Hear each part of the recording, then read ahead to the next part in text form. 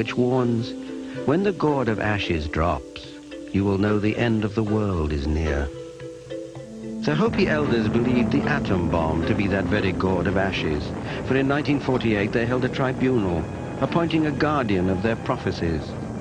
Prophecies set in stone by distant ancestors and covered with the dust of time. The man chosen? Thomas Banyanka. It's been here for a long time. They knew about destroying, but no one knew it was here. Thomas Banyanka is the keeper of the carvings. It was he who uncovered the prophecies etched in stone after they lay hidden for many years. So I wrapped this. So I was the one that cleaned this mess up and started drawing, and I was so surprised. Thomas Banyanka is one of several Hopi elders who is entrusted with the pre-Columbian prophecy that has a series of final warnings to be told to the world before what is called the Great Purification by Fire. Either it can be a fire of nuclear war and greenhouse global warming, or it can be a fire of inner consciousness. In the Four Corners region of Arizona, the ancient Hopi prophecy rock looms, chronicling the destiny of mankind in Hopi hieroglyphics, leading towards what some fear is inevitable extinction. This figure represents the Great Spirit or guardian of this land that we came on this earth, what we call now the Mother Earth. In the first figure carved by the Hopi ancients, the Great Spirit or Creator meets man. The Creator then gave man the sacred circle, a promised life of peace and plenty if, and only if, man would follow the spiritual path. While the brown man waited, the white man traveled the earth on a mission to spread the spiritual circle and return with knowledge. He was supposed to bring this, but instead he brought a symbol of a cross, they said. It's on here, cross. Breaking away from the Native American people, the white man now traveled the path of materialism and invention, as shown by these three figures on the Rock of Prophecy.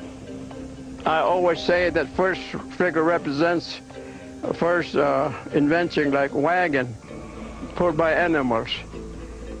And later the second one representing advancements in inventions. He brought automobiles that run by itself. Then the third one represents also advancements in inventions, scientific things, and now they have rode up in the sky. With the invention of the aeroplane, the white man now commanded the land, sea, and sky. And just as the Hopi prophecy rock appears to predict, this thirst for power led to two devastating events, World War I and World War II. There's a line down over here, and that's where we are today. And the zigzag light represents up there big nations. Powerful nations put their military might together and kill thousands of women, children, animals, birds. We have now come into last little circle above the line, which is, they said, maybe the beginning of Third World War. And so, as the Hopi prophecy goes, we find ourselves at the crossroads with the fate of the entire race of man hanging on one all-important question. Do we return to the sacred circle and a life of harmony and abundance? Or do we take the jagged road, leading us further and further from the spiritual path? If that happens, according to Hopi prophecy, the purification by fire will immediately commence. These chilling words place us precariously close to the edge. Will civilization end in a holocaust of flame? They're not going to save the world. They're not going to bring peace and justice. They're going to destroy the world. That's what old people say. So it'll just end with gourd full of ashes. The whole world, all living things will be destroyed. There'll be nothing left on this earth. Everything will burn up.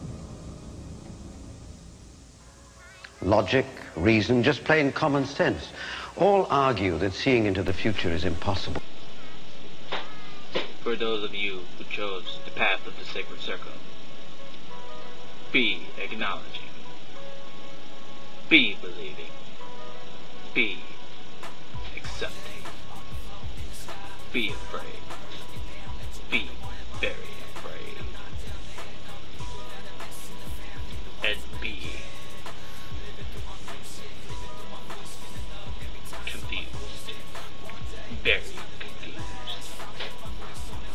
Be aware of that dang belly goat. It's going to steal your right shoe. Watch too many